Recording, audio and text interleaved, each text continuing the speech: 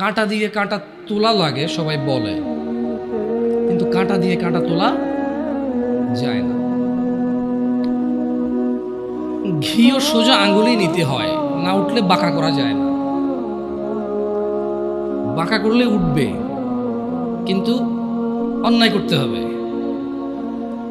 মানে সোজা আঙ্গুলে ঘি উঠে না, বাঁকা করতে হয়। যারা বলে তারা কিন্তু বাঁকা মানে আঙ্গুলটাকে বাঁকা করবে বলে না, পদ্ধতি চেঞ্জ করবে বলে। আমার মনে হয় কিছু জিনিস পরিবর্তন হওয়া উচিত।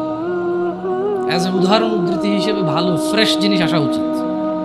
তো যারা বলে সোজা আঙ্গুলে ঘি না উঠলে আঙ্গুল বাঁকা করতে হয়, ওরা কিন্তু আপনাকে বলে না যে আঙ্গুলটা বাঁকা করে না।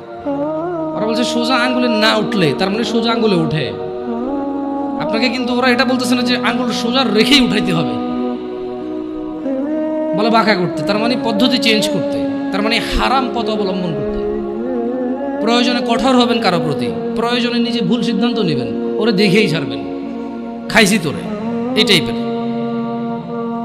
আবার কাঁটা দিয়ে কাঁটা তোলা আসলে যায় না, কাঁটা দিয়ে কাঁটা তোলা যায় না। এটা মানে কি একজন লোক খারাপ, আপনি তারে পারতেছেন না, এবার আর খারাপের হায়ার করছেন যে ঠিক আছে তুই তারে বুঝা, আমি তো পারতেছি না, এবার ওই বুঝাই দেব, ঠান্ডা করে দেব। তো এটা কেন বলছি এই উদাহরণ, এটা রিলেভেন্ট মানে আমাকে নিয়ে আসছে আধুনিক সমাজে যুব সমস্যার সমাধান নিয়ে কথা বলতে। আমি নিজে যেমন ইয়াং, মানে কাঁটা দিয়ে কাঁটা তোলার মতো অবস্থা হয়ে গেছে, কি সম্ভব নাকি? মানে এরকম তো ওহি আসে নাই আমার জন্য যে এরপর আর আমার ভুল হচ্ছে না। আল্লাহ আশ্রয় দিক ভুল থেকে। চেষ্টা করবো সবাই আমরা ইনশাআল্লাহ।